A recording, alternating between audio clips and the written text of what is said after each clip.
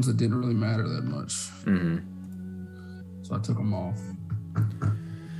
Went ahead and made us live, but we gotta count down first. So we'll just basically wait till a couple people hop in, then we can get going.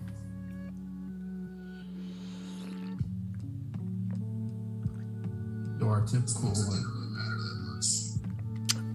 You know, man, there's not much of the season left. Got like what, 4 or 5, like 3 or 4 weeks left. Isn't that crazy to think about? Depressing, honestly. It's going by fast. I just want to know if there's any way Purdue can somehow make the playoff. Can we get a 3-loss team in the playoff, please?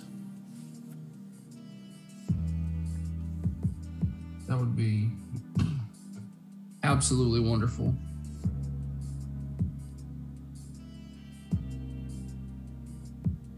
We did have some upsets this weekend, didn't we? Now that I'm looking at it, I completely forgot about the North Carolina. You know what we need to do next year, man? Is we need to make this stuff like immediately the day after. We need to make this like a Sunday podcast where we talk about it the day after. Because I swear to God, I get to this point of the week, I'm like, what happened last week? And I don't know. We should think about that next year. I'm not opposed to that. Excuse me. That way we can do like the Thursday games. Yeah, and that would be so we can make our picks still, kind of, and then we could also have like reactions, you know? Yeah. Because I feel like the show's more entertaining as we react to things. Yeah.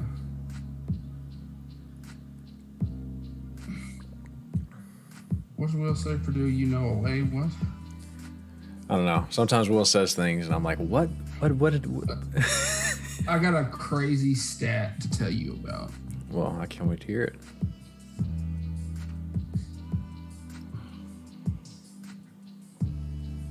I feel like, there we go. I feel like my camera was leaning too far back. There we go. There you go, about there.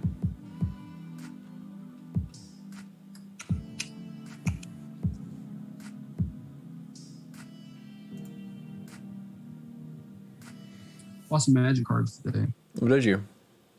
Yeah, from Game Exchange. They gave me like a fat stack of they don't like, I guess they don't care about selling full art lands. Mm-hmm. They gave me a stack probably about this thick of like regular Zendikar and Amonkhet full art lands. And they gave me a stack about equally as thick of the foil Eternal Night full art lands from Innistrad, from the last Innistrad set. And they're foil. They go for like $3 a piece, and they gave me a stack like this thick. Yeah, Game Exchange does not care. That's crazy. They don't. They really do not. When I come down, we're going to sit down and get my stuff organized and get this deck finalized. I'm pretty excited about it. Maybe we're going to have Will over. Purdue, you know a way? Oh, I got it, Will. I don't think I get it. He's just like a pun on words. Like, are you actually? Is it the Uganda Knuckles thing? The do you know a way? Is that what you're trying to do, Will? Purdue, you know a way?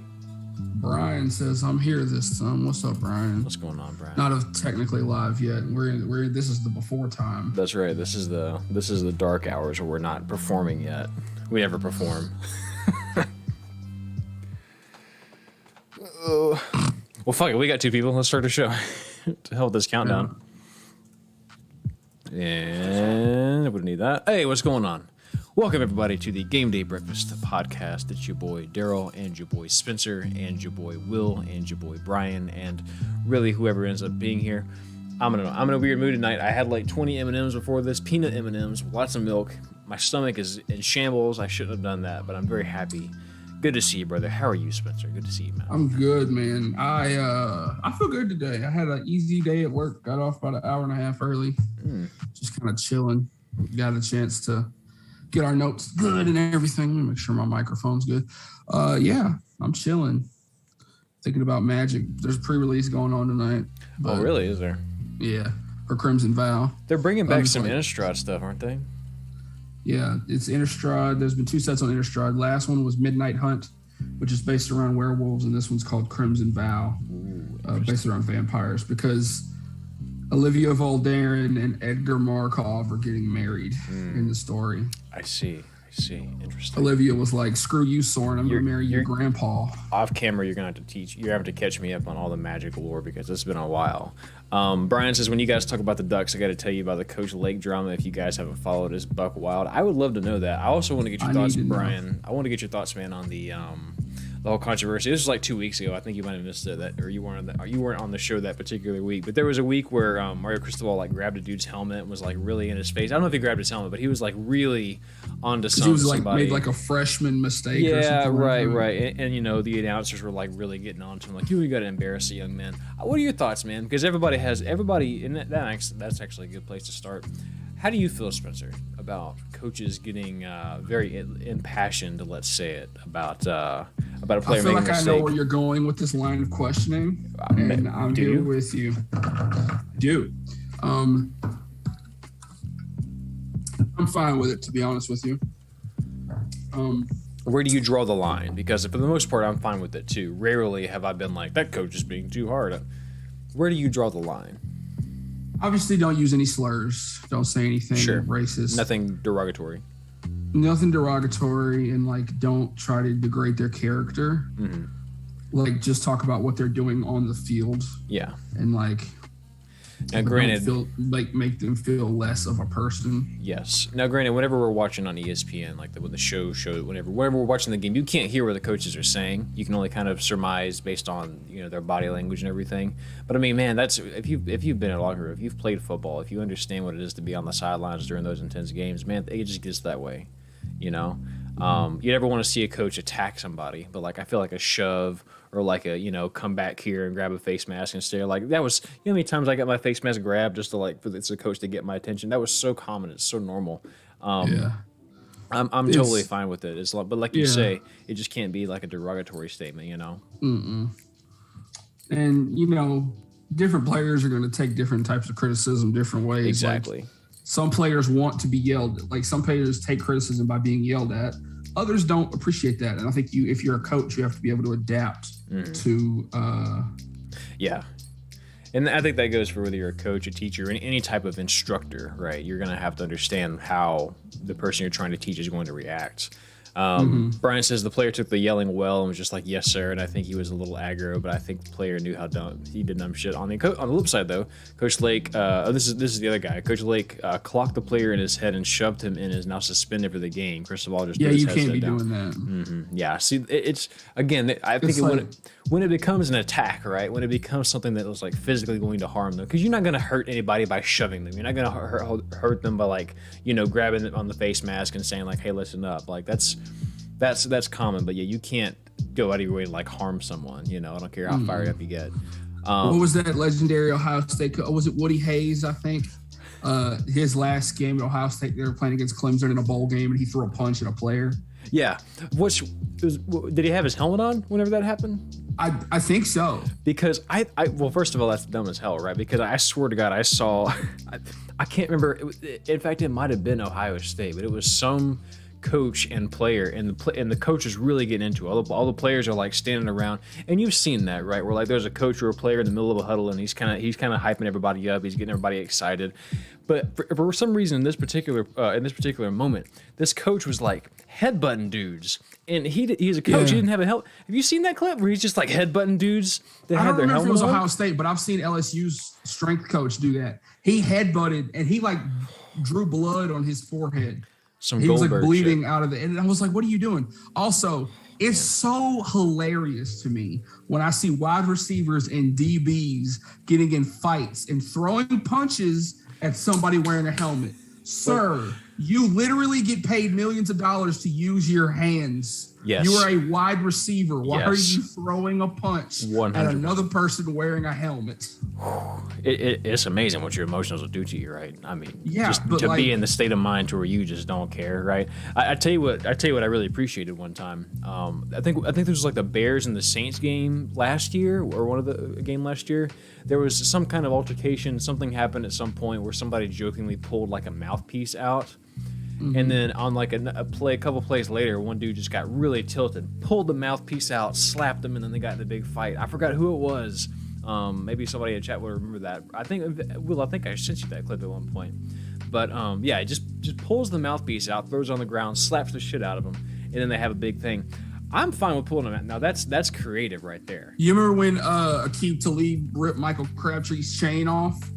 Broncos Raiders, you remember that? That's creative. That makes sense. You're not going to hurt your hand doing that. All right, and then of course you have Myles Garrett, swinging a helmet at a dude, but we don't know. Yeah, what was but said. we don't know the whole story. We don't know what story. was said. I've watched a lot of A&M football, as you know, and that is not the first time that Myles Garrett has been called for something like that. I think he might just have a short temper in general. But seeing how mild-mannered Myles Garrett is, yes, to get him to that point, you had to have done something wrong. Yeah, and to be clear, man, I take his side. I feel like anything that would have warranted that probably did warrant it. That's. Anyways, fights in football are fun. Mm-hmm. It's probably a good thing they don't let them do what they do in hockey and just go at it. Oh, I'd love it. Please let them fight. You want that to happen? Please do it. Take the gear off. Take the helmet off. Yep. Rumble it. Yeah, exactly. You two go sit down for 5 minutes. Let me tell you something. You remember back in the day when Andre Johnson from the Texans beat the snot out of old dude from the Titans? I do. Boy, he was wailing on him. Or when Nolan Ryan got the dude in the headlock and started punching the shit. Let me tell you something, man. If football allowed fighting, let me tell you something, man. The views would go up. I mean, popularity for football would skyrocket. Yeah, I mean, but also, I don't think there would be as many fights as you probably think there would be. Because you could get you're allowed to fight now, so you get your anger out. Maybe so. And you just chill, like. Or maybe some of the players wouldn't want it like that. Maybe some would be like, all right, you know what? No. I gotta say, coaches would hate it. Coaches would hate it. And to be clear, man, I know so little about hockey. I have no clue how hockey coaches feel about that rule that you can fight in hockey. But maybe it's just so ingrained in the game that they don't care. I don't know. I don't think. Like I said, I don't know. Watching hockey fights is hilarious to me. They literally made a rule about a dude way back. I don't even know the dude's name, but he would take his jersey off. Like he wouldn't tie his jersey. So when they would go to grab him, his jersey would rip off and he'd start swinging. But now he doesn't have a jersey on, so you can't grab him. Yeah. There's a rule in hockey now because of that guy that you're not allowed to take your jersey off. So let me get this straight. You can fight, but you can't get shirtless. Let me get this straight. Not only did hockey the game allow fighting to be a thing, but then they actually added another rule to it, so it's truly a formal rule in hockey that has its own addendums to it. They truly thought this through. That's amazing. It's like actually a whole aspect of hockey now. Wow. Yeah. Maybe I should start watching. Maybe I've been missing out all this time. Maybe I should start watching hockey.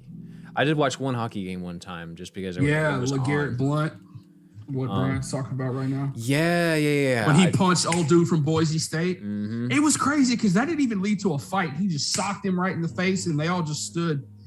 Hey, he's trying to fight fans. Sometimes LeGarrette Blount's got a temper, dude. That's the thing about these fights, man, is sometimes they end as quickly as they begin. Like I forgot what it was, but in passing, I saw a hockey fight clip the other day and just boom, the second punch knocked the dude out. And then they were like, all right, we're good now. We're going to continue the game, and we're just going to keep moving on. Will says, could you imagine your number one receiver get decked out and have to go through concussion protocol?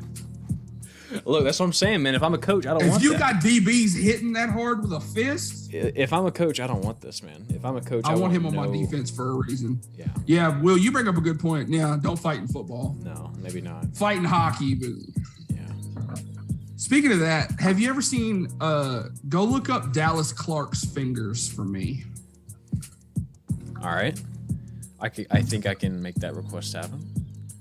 Dallas Clark played tight end for the Colts for a long time. Go look up his hands. I've never looked up fingers on Google search before. Here we go. Look what happens after years of playing tight end to his hands. Look at how his fingers are shaped. Oh God. Well, first of all, I can't find a close-up of his hands, but I can tell you based on this picture, they look like he's got like sausage fingers.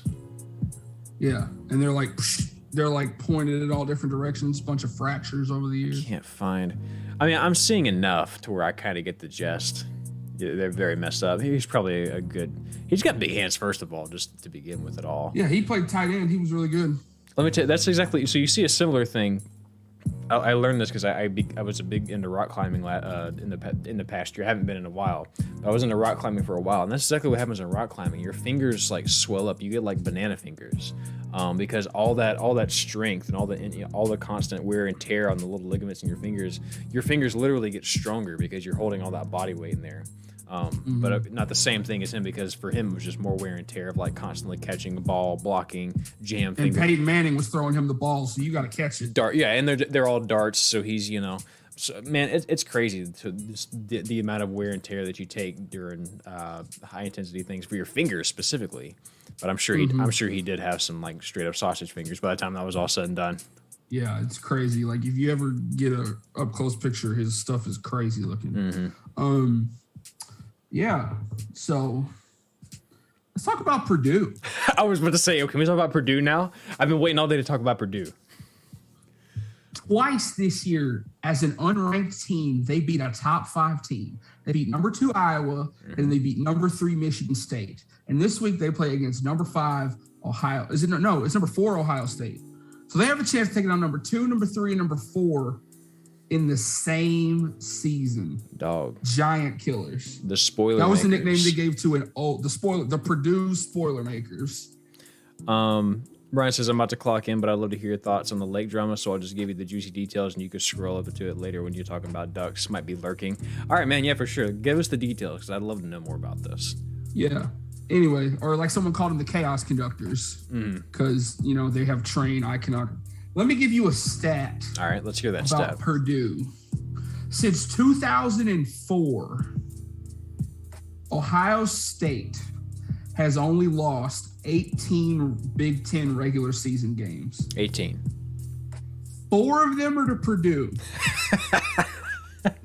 That's, honestly, that's kind of low for what I was expecting. I was kind of thinking since 2000, they are 5-4 against Purdue since 2004. Wow, that's incredible. This is like this stat we've been talking about. The A&M Auburn top 3. No, it's like A&M Auburn, but it's also like that Oregon top 3 undefeated at Stanford. Yeah, Stanford is 4-0 in those games. Nuts. Purdue just only plays when they're interested. Like it's like they're making a bet, and unless the bet is big enough, they're not interested in like playing their hand. It's insane to me. But Purdue was a lot of fun to watch this weekend. I mean, they just played solid all throughout. There was a couple missed assignments. There was a couple little mistakes. If you watch the highlights, there was a lot of mistakes on the Michigan State side. Maybe they were overlooking Purdue a little bit.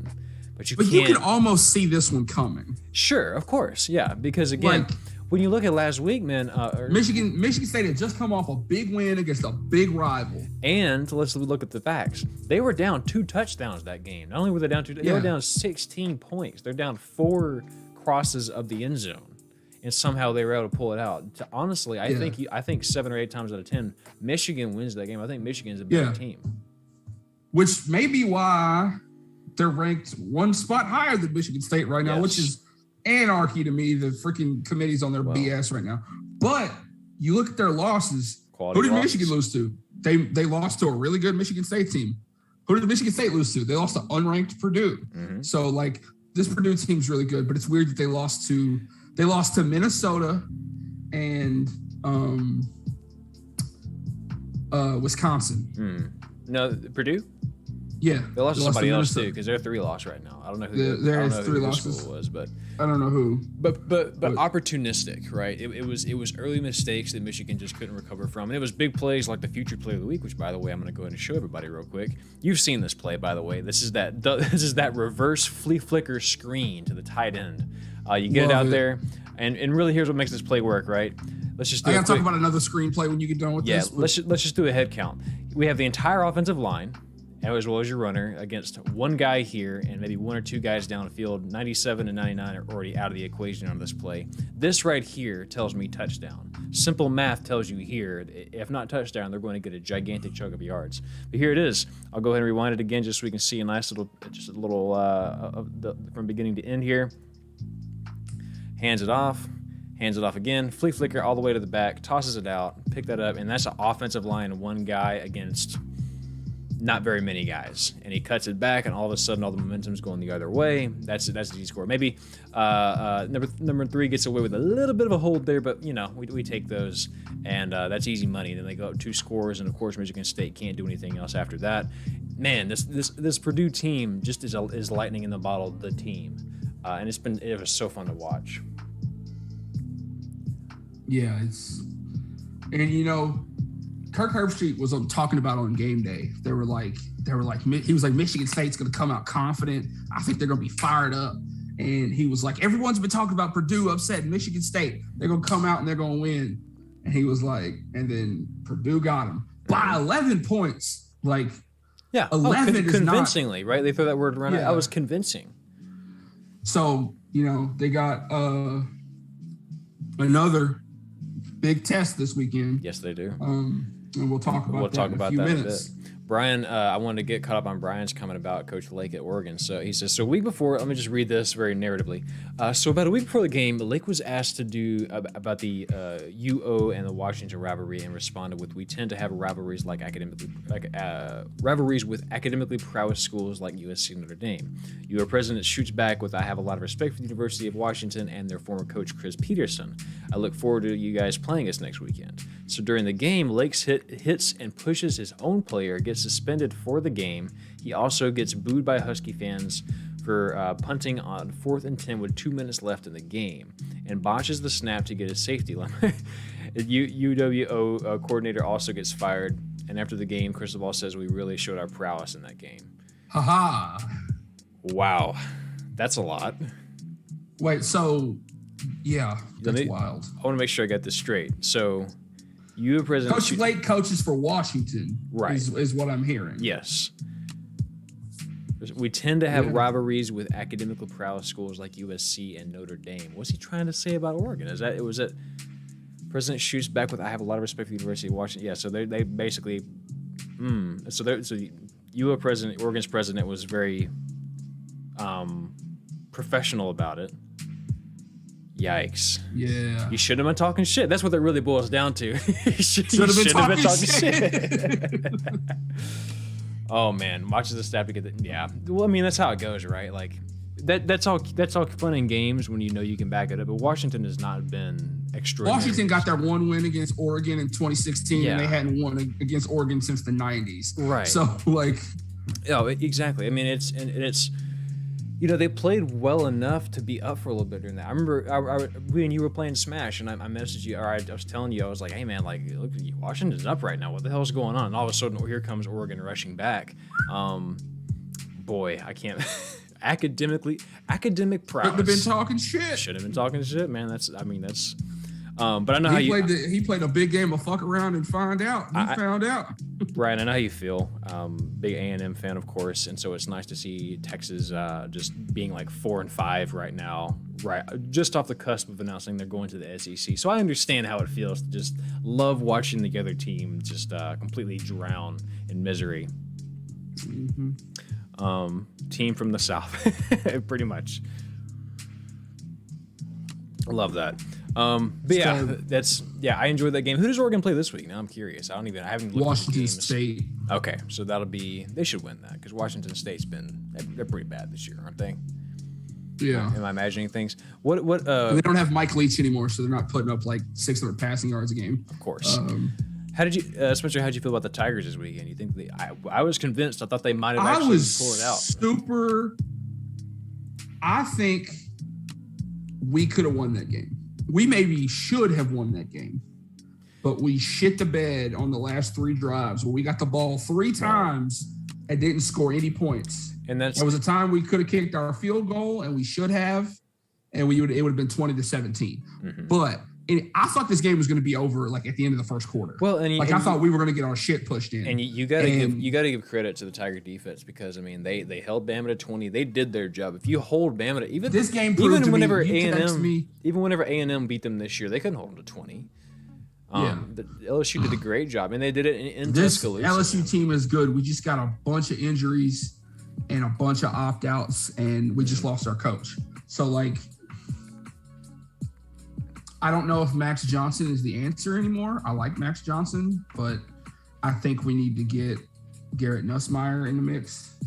No, Right. It's all good, Brian. Don't worry about that. It's an interesting story. Oh yeah, for sure. And oh, you're totally fine. Yeah, be at the game. Oh, that's awesome, man. I hope you enjoy the game. That's awesome. I haven't been able to go to a game lately. I was supposed to go to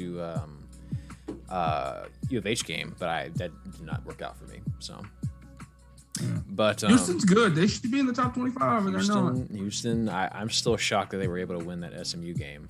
But I'm with you, man. LSU Also, definitely could have won that. Can we talk about the fake punt on the first drive? Oh my god! For what team? What game? Was this? LSU. I don't remember that. LSU and Alabama. I did not remember this at all. Oh my god! I didn't send it to you. Pull it up. Oh It's no, but freaking I think I beautiful. caught the end of it because again we were playing Smash. I think you were yelling and excited about it, but I was like looking over here and the game was over here. That's what happened, right? That's right, because you were like they did some Les Miles shit, like you know. Yeah, I was like, holy crap! This is Yeah. like shades of Les Miles. You love to see teams Like, do. It was like he came out in a punt formation. Punter takes the snap and runs like he's gonna run through the middle, and then he just jumped and he did a little jump. Yeah, pop okay, pass. I did see the replay of this. Not your intention. Oh, it was Yes, so beautiful. yes. I didn't expect it at all, and it led to a touchdown. So, Yeah, I caught a little bit of but the. this was a typical LSU Alabama game, gritty, Yes. hard fought. Like I'm proud of how we did. Let me ask you this, man. If Coach O gets that win, do you think anything changes? Or do you think he's No. still out of there? No, too late. He's to still save out him. of there. Yeah. I was kind of thinking the same thing too. But it sure as hell would help his resume, right? If he Yeah. was able to pull that out. Give it 2 years and he's somebody's offensive coordinator. Yeah. Or defensive coordinator. He's a defense guy.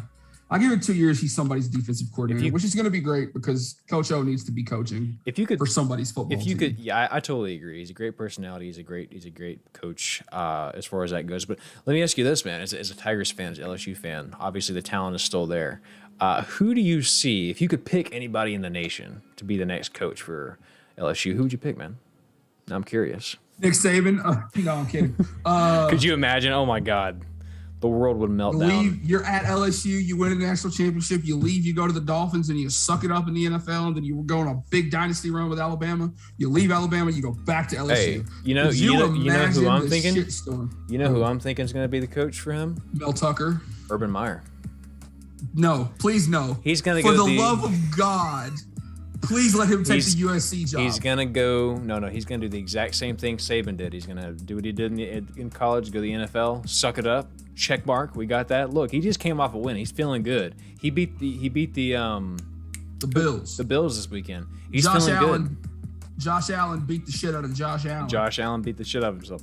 So, yeah, I think Urban Meyer is gonna be it. Honestly, if I had to pick, I want him to take the USC job. But if he goes like leave a team, go to the NFL, suck it up, and go back to a team that's a rival of another team in the same conference, he needs to go to Michigan. oh my God, oh my God. Could you imagine Kind of if super this is the villain last year of origin story Harbaugh? kind of shit. Yeah, Harbaugh goes to LSU. Urban Meyer goes to Ohio No, State. Harbaugh goes to USC, Urban Meyer goes to Michigan, and then we get Mel Tucker or Lincoln Riley. Let me tell you something. If LSU pulled Lincoln Riley, I would shit myself. That would legitimately be scary. I don't think it's going to happen, though, because why I don't would he think leave so. Oklahoma? No, he's cozy. to go to Everything's- another, because Oklahoma's about to be in the SEC. Why would he leave Oklahoma and recruit against himself? You know what I mean? Like, And you know what? Say what you will. like about you said their- about Jimbo when we were talking the other night. Jimbo's probably about to have the number one class in the country. Yeah. He's not leaving A&M to Yeah, go to LSU. they are legitimately saying that A&M could have the number one class in the country, which I'm psyched about. They got a commitment at the Auburn game from the number one defensive player in the nation. And what's the guy's name? Walter Nolan?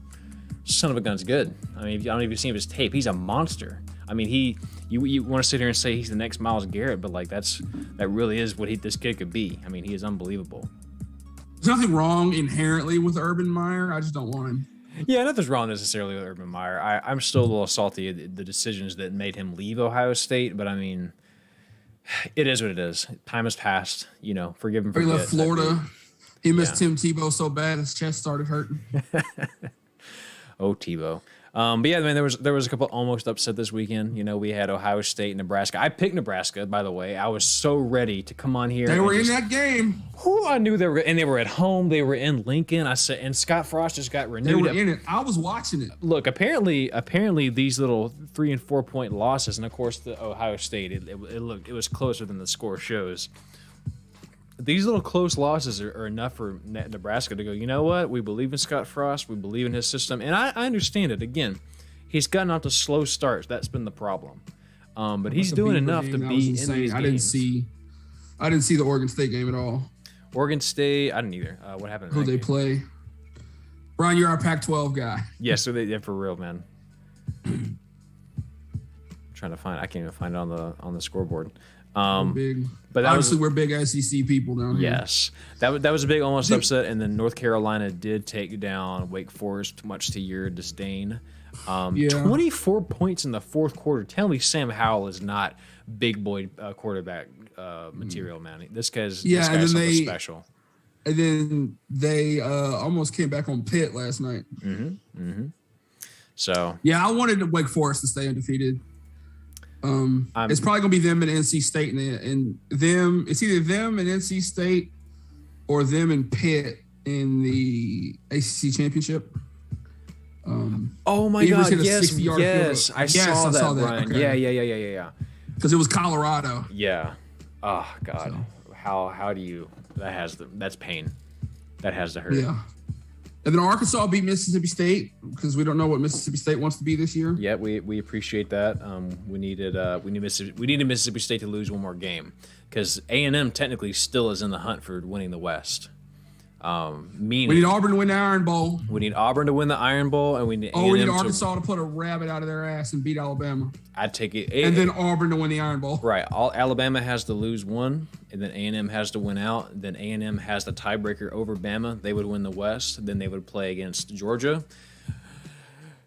If by some miracle they beat Georgia, I think they're the first team to make the playoff with 2 losses, honestly. Because it's not just beating any old Georgia team. This is number 1 Georgia that's looked unbeatable this year. Now, this is a lot of talk. If they made that game, I doubt they would beat Georgia. But they gotta beat Ole Miss. Never say never. You got 3 games left, right? You got Ole Miss this weekend. Prairie View, and PV LSU. next. Yep. And then LSU. Definitely gonna beat LSU. Definitely gonna beat Prairie View. I don't know, man. It's as good as LSU looked last week. They're trending up. They got A&M guys. is on another level. We'll see. I hope you're right. Because it doesn't surprise me that LSU did good against a team that A&M beat because it was Alabama. Like, A&M beat Alabama. And, LSU did good against Alabama. But, okay. So it just proves that Alabama is, mid. So this is your way of saying A&M via Alabama should be better than LSU is what you're saying. Yeah. Okay, gotcha. I thought you were trying to say, I didn't fully understand your point, but I get it now. No. But yeah, well, A&M would definitely. Anything. So if A&M beats Ole Miss this weekend, you got to feel good. You got to feel good about moving forward. And look, even if Alabama wins the Iron Bowl, even if they win out, make the playoff, as is probably going to happen, you still got to be happy with the year for A&M, right? I mean, they're still going to end probably in the top 8. Probably. It would be this if Alabama makes the playoff and wins the SEC. It would be the second time in 9 years that A&M has upset a number 1 ranked Alabama team, and that Alabama team still went to the Natty. Mm-hmm. It's destined. Spoiler alert: Alabama's not going to beat Georgia. Yeah, I don't know, man. I don't think anybody's beating Georgia. I don't care who else is in the playoff; it's not happening. Yeah, no. Georgia's really good. Yeah, I'm pretty sure the Jets could. I'm pretty sure that Georgia could beat the Jets right now. So I disagree with you. You're probably right. I don't. Well, because every year there's a really good college football team. They're like, could Alabama beat the Dolphins? Could Alabama beat the Jets? No, they could not. Let me tell you who could beat Georgia, though. Let me tell you who could beat Georgia. Purdue. Ain't gonna be Purdue. I mean, maybe. Beat them. But that's not gonna happen, obviously. You know who it ain't gonna be? Their opponent this weekend. Who they play this year? They play this weekend. Tennessee. Oh God. Hey, Tennessee's doing a couple of things right though. They've had. Maybe Tennessee can get that Hail Mary. That's why our title is a pig in a boot, because LSU and Arkansas play each other this weekend, and Tennessee and Georgia play each other this weekend, and there's the whole Dobbs nail boot thing. Oh, okay. Now I follow. When you told me to title this that, I was like, what the fuck? Brian says the Ducks to beat Georgia. Maybe. I want to see that game. I would love to see that game. I think Georgia wins that game 9 times out of 10, but I do believe that one time exists. So I would look. Let me just tell you this, Brian. If they ended up if for some stretch of the imagination, right, the national championship ends up being Georgia versus the Ducks, I would be rooting for the Ducks all the way. Fuck Georgia. I can't stand Georgia. To me, they I don't know why, but they irritate the dog shit out of me. I'm neutral about Georgia. Yeah, but here's why. But Georgia as a state has got their win this year. All right, they got the World Series. The Georgia sports curse is over. Right. Which means that UGA might win the Natty and the Hawks are going to win the NBA championship because the Hawks are really good. Well, let me tell you something. The Falcons ain't going to do shit. Except maybe beat the Cowboys this weekend because the Cowboys are laying. Hell no. I don't know, man. They laid an egg last weekend against Denver. I'm worried. I'm pressed about it. That the curse may be back for the Cowboys. Anyway, you told me not to watch the Cowboys game, and I should have listened to you. Look, man. I watched like the first quarter, and when I saw it was starting to go downhill, I was like, I don't care if they win this game or not. This is not a make or break game. So Brian says it's tradition for me to hate all Texas team, but you got me rooting for A&M to see you hyped. I respect it. I appreciate it, man. Do you also hate California teams? Because for whatever reason, I've never liked USC. Ever. I don't know why. I've never liked USC. I'm kind of neutral about them now, but they get on my nerves. USC and Oregon are not rivals, are they? Or did I imagine that? They played some very good games. They played some good, but they're not rivals though. I just imagined that they. I don't know if they're rivals, but they've played in the Pac-12 championship a whole bunch, and they've played in like Ducks were ranked high, and they got upset by USC because USC likes to upset people. Yeah. It's weird. Mm-hmm. They're like the Purdue of the Pac-12. USC is a team. They're one of those teams that wins just enough big games to make you feel like their program should be important, but they don't win enough to really truly be relevant. I hate USC for the obnoxious fight song. I agree, there are some obnoxious fight songs. That's valid. Yeah. Based as fuck. All right, games this weekend. Number 1, Georgia. Tennessee. They're going to Tennessee. At Tennessee. Mm-hmm. In Neyland Stadium. Tennessee's wearing those black uniforms that we talked about. Put the kids to bed. The over-under. The over-under is 56. Take the under. Take the under. Take the under on that one for sure. This should be interesting. You never bet the under in college football. Bet the under this time. Yeah, bet the under because again, there's a couple teams in college football that are. I also say Georgia by a lot, but it's probably not going to be a lot because Georgia's got the best defense in the country, and you don't need to score points if you have good defense. Yeah, Georgia can win this game by a safety, and it would not surprise me. What do you think the over/under is going to be for how many mustard bottles are on the field after the game's over? Tennessee fans like to throw stuff. They do. But then again, Lane Kiffin's not going to be there, so maybe things will be different. Yeah, give me Georgia in this one. I'm going to take the Bulldogs 27-3. What you got? Yeah, something like that. 24-3, 24-0. Yeah, but Georgia, their offense is basically doing enough. Now, Tennessee, if y'all want to go ahead and pull this upset, that'd be lovely to see. But Georgia already solidified their spot in the SEC championship, so it literally doesn't matter. They could literally lose this game and just be like, whatever. You know. They could lose their next 3, and they're still going to the SEC championship. Well, they're not going to the playoff. They wouldn't go to the playoff, but they'd be in the SEC championship. Yeah, they get a cute little SEC trophy. All right, cool. That one's easy. Southern Miss going to visit number 23 UTSA. I knew you had to do it. You were like, I got to get UTSA on here. Number 23, finally, 9-0 UTSA Roadrunners. Damn Roadrunners. Against Southern. He missed the mustard bottle meme. When Ole Miss and Tennessee played each other, Lane Kiffin was back at Tennessee for the first time since he was the head coach of Tennessee. Mm-hmm. And there was a controversial call, and Tennessee fans threw stuff onto the field, and one of them was a mustard bottle. Might have cost them the game. A whole bottle of mustard. And a golf ball. And also someone hit, and a golf ball. Lane Kiffin hit someone with a golf ball. I literally bought a box of golf balls to make that joke. Yeah.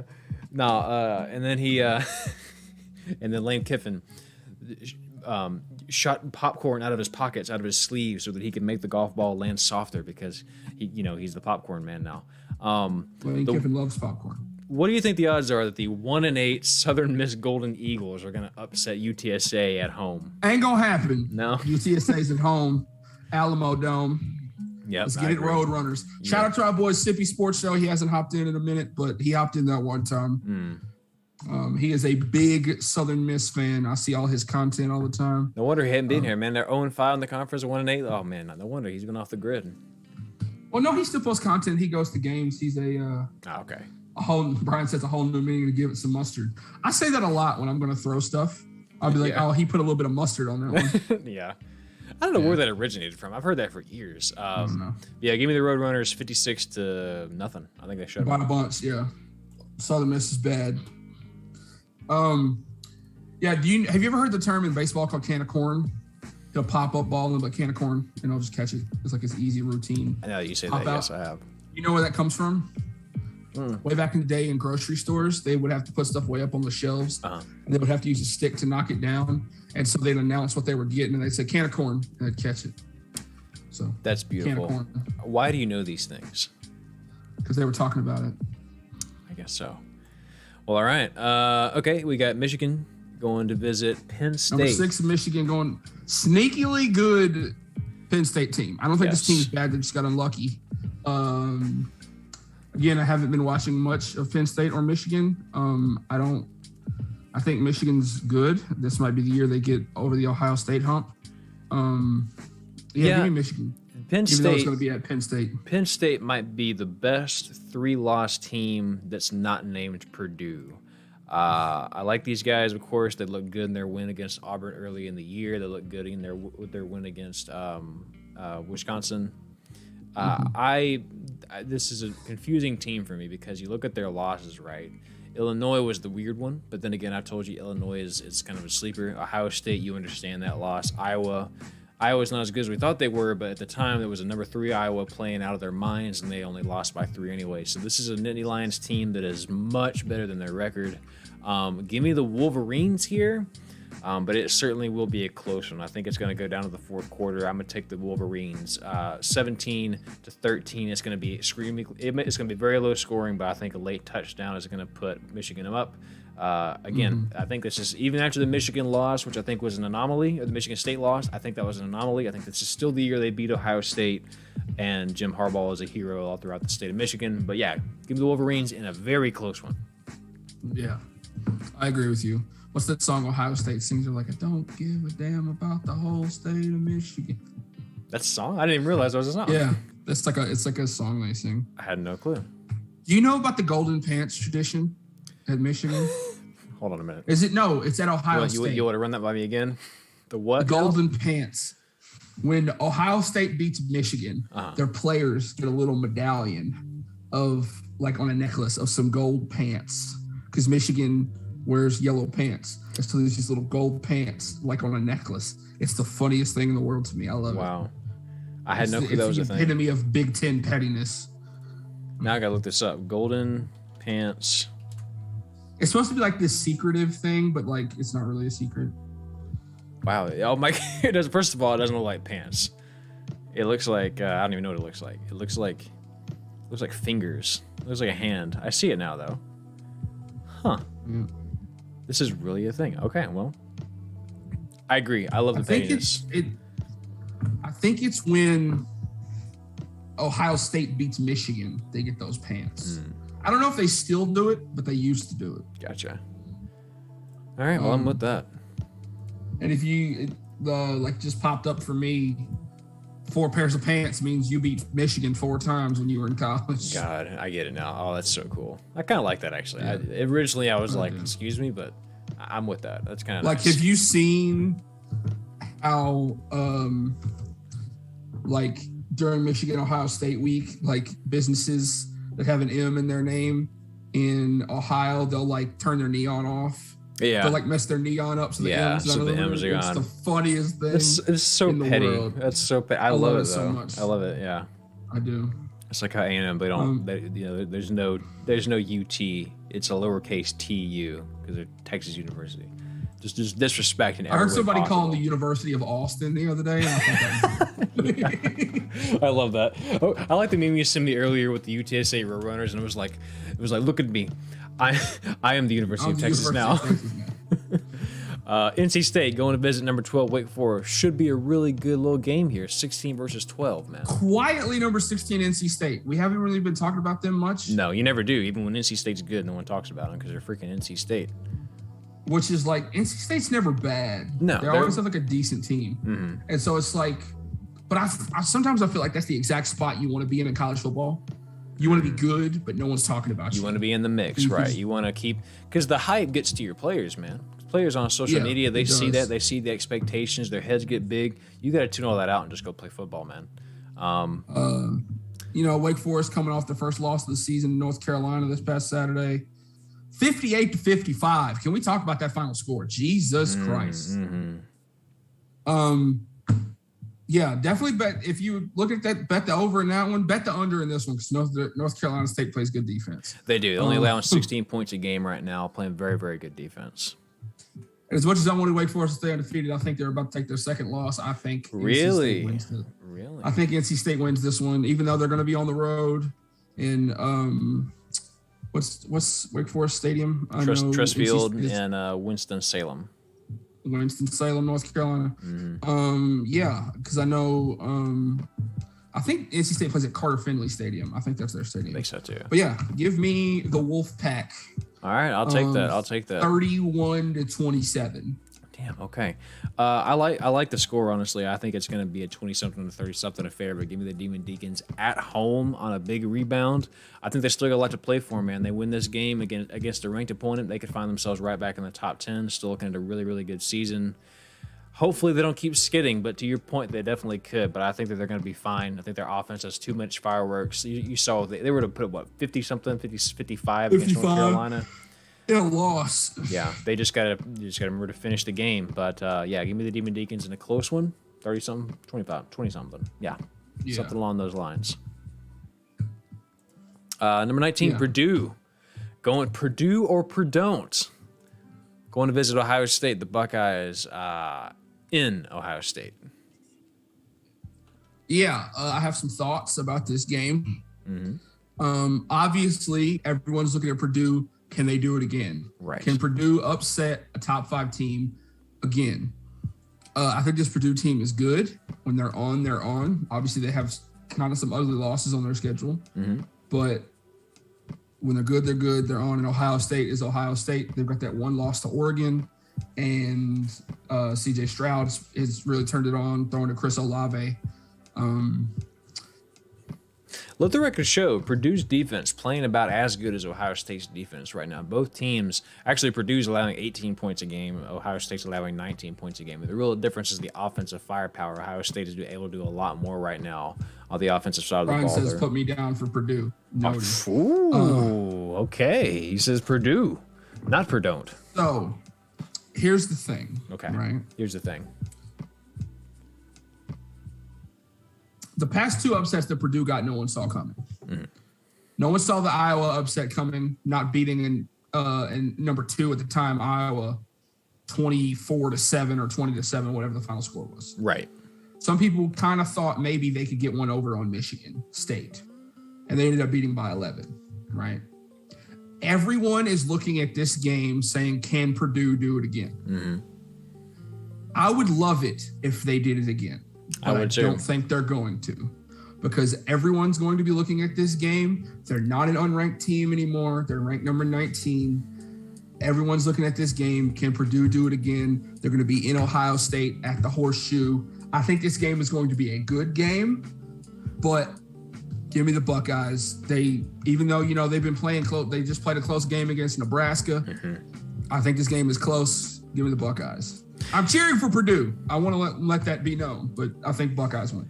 Yeah, this is an interesting game, right? Because if you're looking at tape, you look at last week. Obviously, Purdue pulled a lot of big plays out of their butt, right? They had the crazy double reverse flea flicker screen that went 50 yards for a touchdown. You can't do that type of stuff against Ohio State. Well, maybe you can, but not now because it's out of the bag. Those are the type of things that Ryan Day and that whole staff is going to be looking at. They're going to be prepared for a lot of the things that was happening in this matchup. But Aiden O'Connell, I was very impressed with his ability to keep the play. What an Irish name! What an Irish name, Aiden O'Connell. Well, I was very impressed with the way he was able to get out of the pocket and make a play. He was making really good plays downfield. He really was. Every time I thought he was sacked, he'd pop out and toss one open. But ultimately, the offensive line was able to keep him just safe enough to give him just enough time. I think it's going to come down to him. Their defense is going to do their job. I think their defense is good enough to keep Ohio State within 30. They're just going to keep up with them, right? Give me Ohio State, but I think that the key to Purdue pulling this out is going to be Aiden O'Connell. He's going to have to find his targets downfield. He's going to have to get some of those big third downs because if they start kicking the ball, they start getting behind the chains, things are going to be a problem. So give me the Buckeyes, but Purdue definitely has a chance to do it. Brian says, let the nut cracking continue. Beat them at home. Give me Purdue by 13. Oh, I hope you're right, Brian. I hope you're right. Brian, I'd pay to see that. I hope you're right, my man. What'd you pick? You taking Purdue? No, I'm taking Ohio State. But Purdue. It's hard to beat Ohio State in the horseshoe. It really is. Yes, and it's hard to beat. To beat Ohio State after they've already lost. Like I said earlier, since 2004, Ohio State is 5-4 against Purdue. Mm-hmm. They've only lost 18 regular season Big Ten games, and 4 of them are to Purdue. Yeah. Oh, I'd love nothing more. One of them was that ass kicking they took 3 years ago. Mm-hmm. No, I would love nothing more than that, man. Now they got beat by Rondale Moore. That was a good game. That was the night. Tyler Trent. Yes. That was in the stadium when he was like, Purdue's going to beat Ohio State, and then they really put it on Ohio State. No, that's what you call a Cinderella story, truly. That was a hell of a night. Rondale Moore is the epitome of what happens when you can squat the house and then stand up and run away with it. Yes. Squats 1,000, runs a 4.4. That dude is crazy. Oh, he's inhuman. Oklahoma, the Sooners. Lincoln Riley taking his boys to Waco against a struggling Baylor team, a young Baylor team that shows a lot of promise. Had the tough last weekend, but again, you're doing this with a freshman quarterback. They lost last weekend? They lost last weekend, yeah. To TCU, that's right. Okay. TCU, yeah, which is a big bummer because, you like to think that they're doing a lot. But they're still number 13, still a lot to play for. This is a game they can win. Oklahoma is only favored by 5 points. So this is certainly a game that... that's an ugly line. Yeah, this is certainly a game that at least Vegas is going, yeah, we like the Bears still a little bit, at least here. I would take Baylor plus the points in this game. Think so, huh? Yeah. Last time Oklahoma played at Waco was that whole 28-3 debacle. Mm-hmm. Hey Baylor, don't let it get to 28-3 again. Well, and it's going to be cursed, my G. It'll be freshman quarterback versus freshman quarterback. Obviously, one of them is Caleb Williams, but this other kid, I forget his name, Bohannon, doing a lot right. He's been for the most part pretty secure with the ball all year. Only 5 interceptions, so he's not turning over a lot. Baylor is a team that goes as their run game goes. If they can get things moving on the ground, things open up for them a lot. So can they win up front? I think that they can. This is not a very physical offensive. This is not a very physical front for Oklahoma. So give me the. Oklahoma has looked beatable. Yes. All year. But they keep winning. And if you keep pulling stuff out of your ass, eventually some shit's gonna come out. And This is the week the shit comes out. You think so? Huh? Give me Baylor at home. God, I'm so torn on this. Close game though. Yeah. Give me Baylor by a field goal. Let me look at these. Baylor's playing fine defensively. Their loss to TCU is only by 2. Ryan says, confession, I root for Oklahoma against a lot of teams because I like the musical Oklahoma. I respect it. That's fine. That's totally okay. It's so interesting to have someone that's not a Southern fan, It's nice to see that perspective. Sometimes their marching band does a song from Oklahoma, and I love it. Yeah, it's crazy to get a different perspective for somebody up north. Yeah, it really is. Because being from Texas, it's A&M, UT, Oklahoma. Exactly. And LSU down in our area. Right. So give me Oklahoma here. I think they do just you enough think they to find win. a way to get it done. I think they out Let me talent remind the you, Bears. this is the team that almost got by Kansas. By Kansas, I know, but it's out of their system. Caleb Williams is only getting more and more first-team reps. The defense is finally starting to understand what it's doing a little bit. They were very comfortable against Texas Tech. They held Kansas to 23. TCU, of course, a game that Baylor just struggled against. They won dominantly. I think the Oklahoma Sooners still get it done, but they're by far the worst 9-0 team in the country. Oh, I agree. I think anybody in the top 10 could beat them, honestly. So, yeah, give me Oklahoma, but, boy, would love to see the Bears win. Give me Baylor at home. Hope you're right, brother. It's my one ballsy pick I'm going to take. I think Big Noon Pac-12 is your awkward cousin you hear from once in a while. I like the Pac-12, though. Back to Pac. I do, too. I think they need to add more teams, though. Yeah, I'm kind of surprised they didn't want to add more after the whole realignment thing. I think they saved the American Conference. They saved the American Athletic Conference when all those other teams left. And the Pac-12 said, nope, we're not expanding. No, not the American. They saved the Big 12. They saved the Big 12. They were like, we're not expanding. I still stand by the fact that the Big 12 should have just stayed at 8 teams and then been the Loco Ocho Conference. I agree. I think that would have been the best way to do it. Number 11. Off topic, you guys going to do podcasts for March Madness? I don't want to go 9 months without my Hash Boys. Making a shirt, the Hash Boys. The Hash. That, depending on what state you're in, that could mean a lot of different things. That's probably true. If you're in Colorado, hash means a lot different than what we're talking about. Yeah, I mean, we might do one or two. We thought about it before. So we don't follow a ton of college basketball. We're not really basketball people, to be honest. When the tournament gets here, I'll follow it. When March Madness gets here, I would be tempted to do a handful of shows. I think that would be fun. We could do a bracket show. We could do a bracket show, and then we could have like a weekly reaction show. We could play with that, and that would keep us fresh because we don't really do this outside of football season. So yeah. Gives me a chance to and also the stream. I've got some content that I want to put out, just like some solo stuff that Daryl will probably show up on. That I haven't really. I know what I want to do, but I just got to get it in the works. I got to get some stuff right. But yeah, we can consider doing that. But yeah, it's weird going from January to September without doing any shows. Yeah, we did that last year. It was weird. We got to have a handful if we come back. So March Madness might be a good thing to catch up on. The NFL draft might be a good one to do. There's a couple things. I love doing the draft. The draft is fun. Yeah. The draft is my thing. Like maybe we can have a reaction show. Me and Brianna have a tradition with the draft. We always go get chicken. We always go get me a Dallas Cowboys draft hat. And then we go eat chicken wings and watch the draft. God, can I come along next year? That sounds fun as hell. I want to have. Yeah. We've been doing that for years. Oh, I love that. Because the NFL releases the hats for the draft, the new era hats, and I go get one every year. I haven't the last couple of years because the main ones have been white, like a really, like a super light gray. I did, however, hold on. Oh, I'll be right back. Oh shit.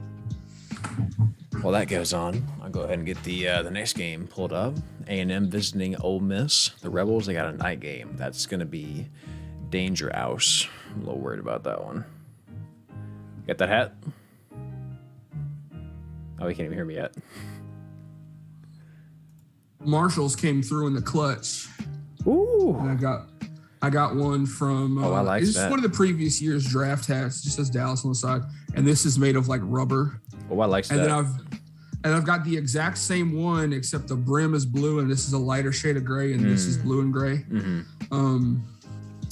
Yeah, that one's in my car. I got to get me some more hats, man. I have a whole hat collection. I know you do. And I feel like I've had the same hats for years and I just haven't switched it up any. It's all good. There's a bunch I've got.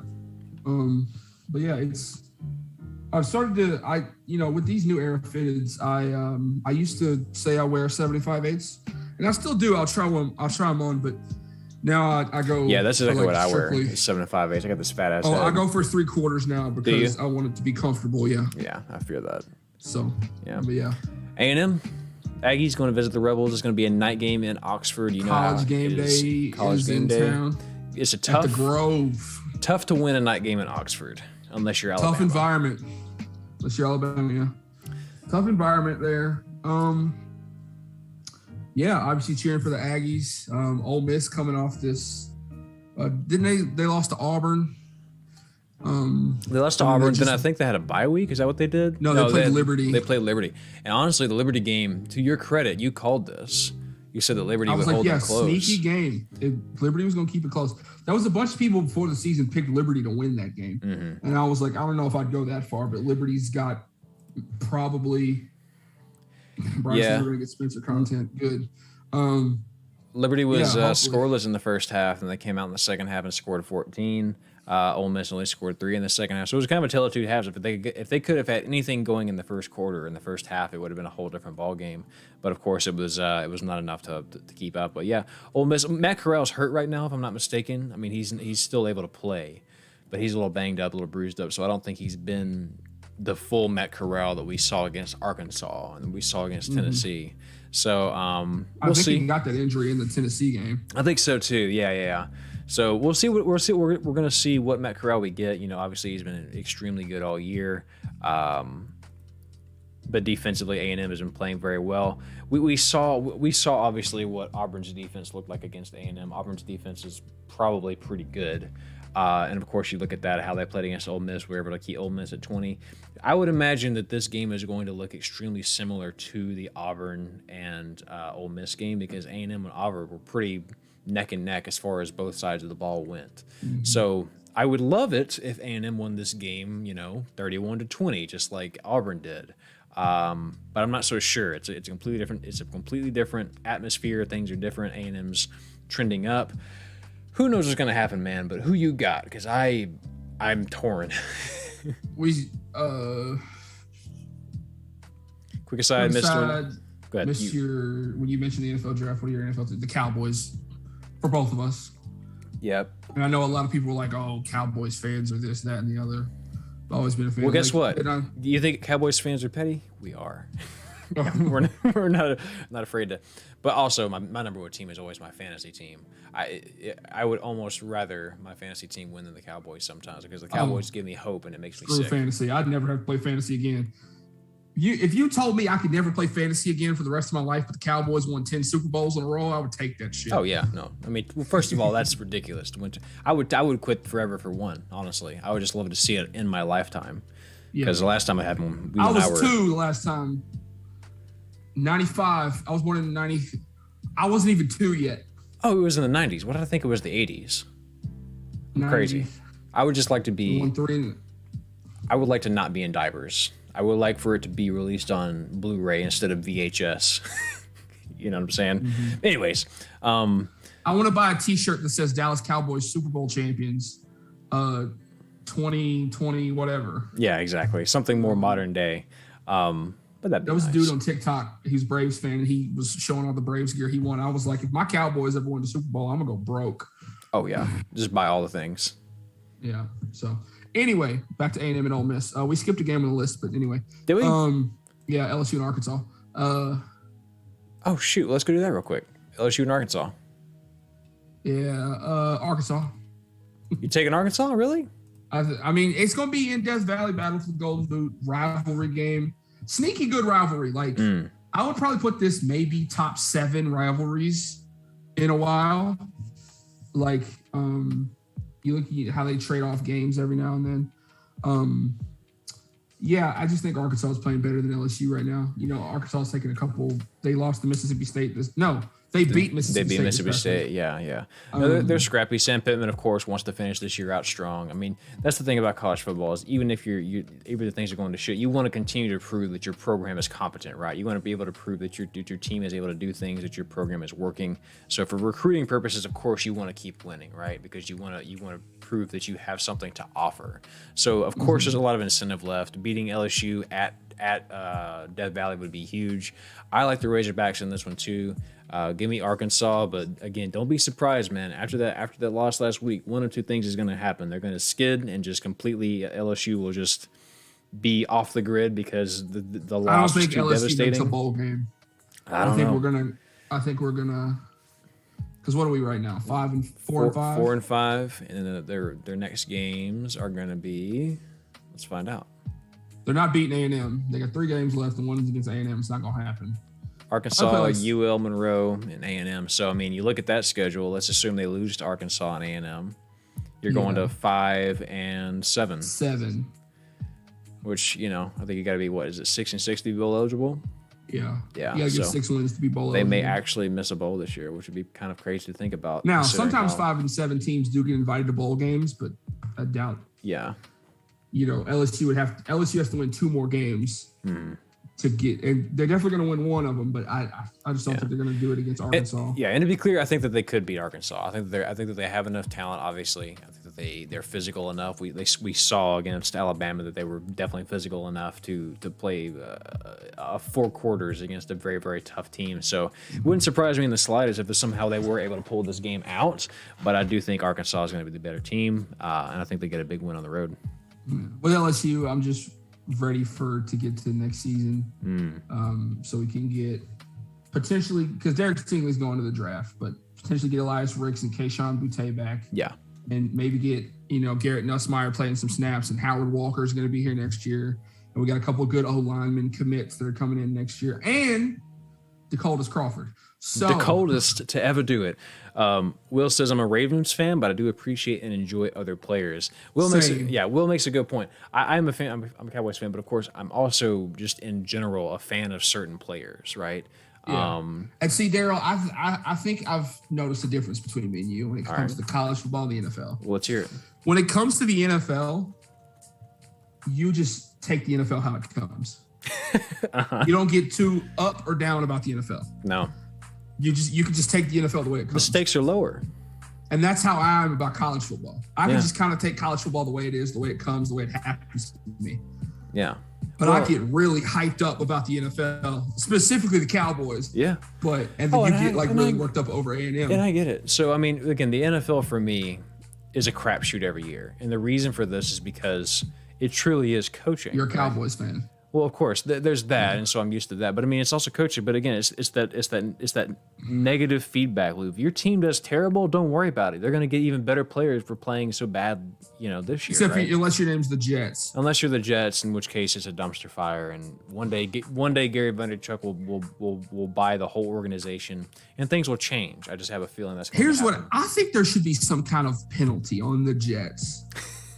I had this thought earlier. Please explain.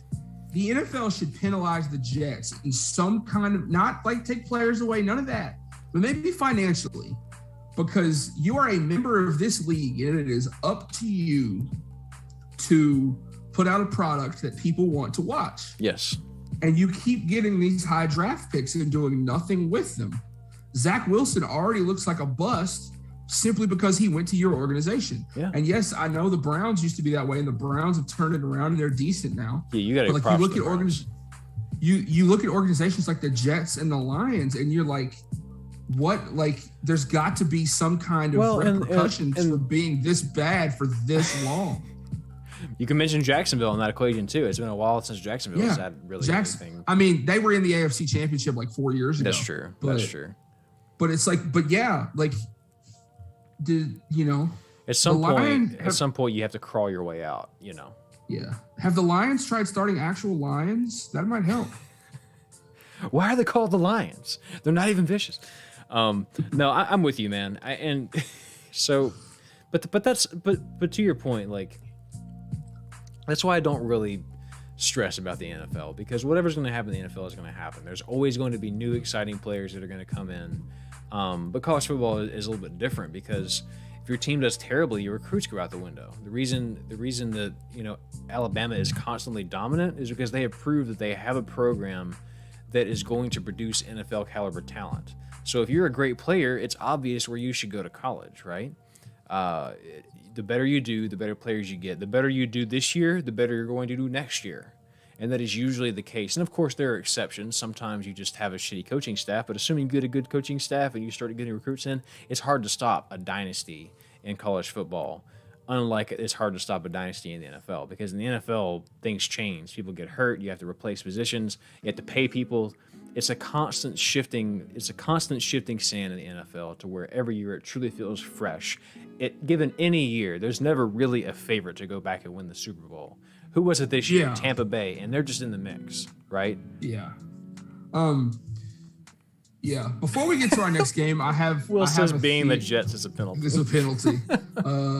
Brian says, I had a friend I met in Spanish class at UO that was a beast lineman, only be drafted to the Giants. Poor guy. Hey, man. Don't say poor guy, because he's making his paper. He's fine. He's making millions of dollars. Oh, he's happy. He's happy as a peach.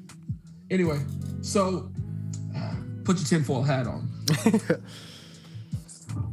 I got a little bit of a conspiracy theory. Oh, God damn. Here we go. Cooking about the NFL. Okay. And I'm going to just put it out there to you.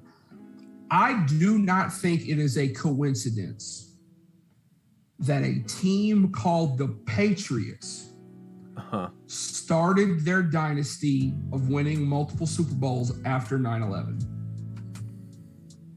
I don't think that's a coincidence. A team that wears red, white, and blue, called the Patriots. Yeah, but if that was true, then they would have picked the Cowboys because the Cowboys are America's team. I disagree with you. They would not have picked the Cowboys. Cowboys had to. I'm telling you, there may not be any salt to this. But fucking Trey came out of the woodwork. Stop. Stop it. Stop this. Trey, you're here. Yeah, he's been here. Trey said George Bush said stop.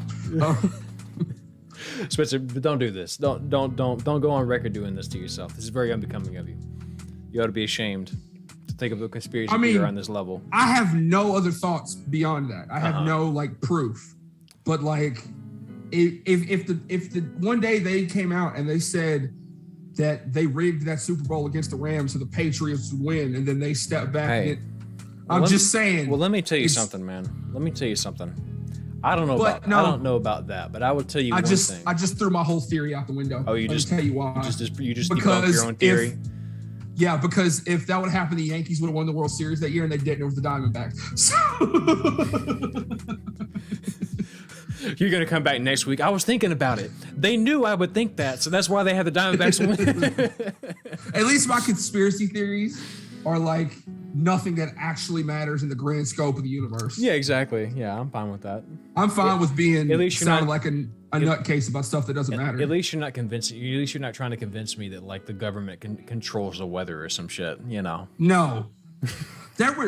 When Hurricane Harvey was happening, there were some very smart people who I consider to be very smart people. All right, Brian, be good, posting about how the government could control the weather, and I was like, come on, you're better than this. Yeah. You're way better than this. Yeah, exactly. I don't know, man. I don't know, man. We fly into tornadoes all the time. What are we doing in there? Studying tornadoes. Saw that on Gameday. I don't know how Trey just popped up out of nowhere. Oh, I know. Yeah. Oh, glad you're here, Trey. Hope things are going well with you, man. We are. We're having a good time. Tonight's been a good night. Yeah. But yeah, we got to at least pick this last game before we go completely off the rails. Yeah. I'm going to take the Rebels by 10, and here's why. I think that it's a close game. I think Ole Miss is up by 3, and then A&M is driving, and something's going to go wrong. I don't know what. A fumble, an interception, but I think that they take it back. They get the ball back. They score. I think that they're going to win by 10, but it's going to be close. A&M will be in this, but somehow Ole Miss will pull it out. My dreams will die. I'll come back on stream next week crying, and you will have a conspiracy theory about why that has happened. That's my thought. What is your thoughts, sir? Who you got in this Will one? says, bro, why'd you take a shot at the Yankees? Because fuck the Yankees. Nobody likes them. I'm an Astros fan. I don't like the Yankees. I respect the Yankees as a program, but I don't. And if I have to see Carlos Correa and Yankees pinstripes, I might actually vomit. And I'll do it on stream. Cole. It's an honor that they would want to draw from our team. Anyways, go ahead. Anyway, yeah, everything you just said, but A&M's way. A&M by 10.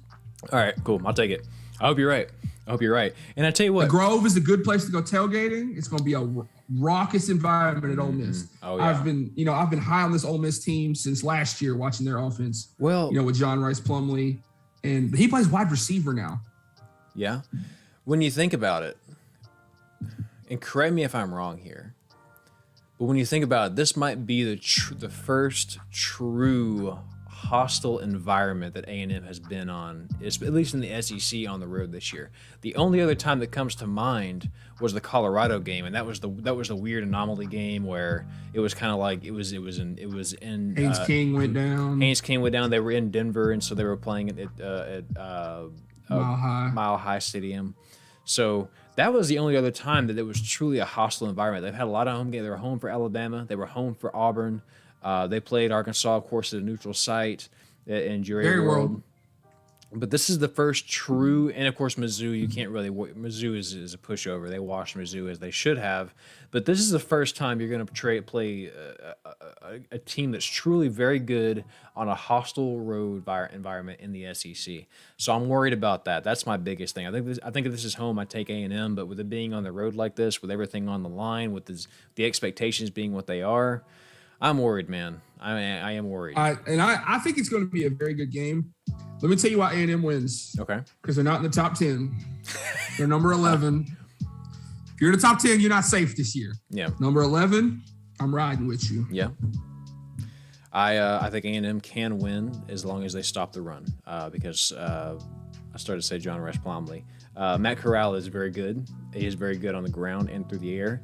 If they can contain him, they were able to look. Bo Nix plays quarterback in very much the same way. They had a perfect game plan for him. They held him to 3 points the entire game. They knew what they were doing. They held him extremely well. So if they can implement the same game plan and keep Matt Corral right where he belongs, I feel good about it. But of course, all that's on film now. Their game plan for Bo Nix. So we'll see. We'll see how this goes. But I hope you're right, because if they win this one, I feel confident they can win out. Mm-hmm. Anyways, You got a uniform for me, man, before you hit me with another damn conspiracy theory? I do. Have they got any special ones? Let me see. I do. I do have a uniform for you, Daryl. I can't wait to tell you all about it. I've been thinking about it all day. Earlier, I had my shirt off and I was playing with my nips while I thought about this. I'm sorry, I don't know what I'm doing right now. You got this. I was trying to buy you time. Yeah. Boise State. Okay, Boise State. Boise State football uniforms. We should do this before the show begins. That way I can just have it ready automatically instead of we have to dick around and try to find it. Yeah, right.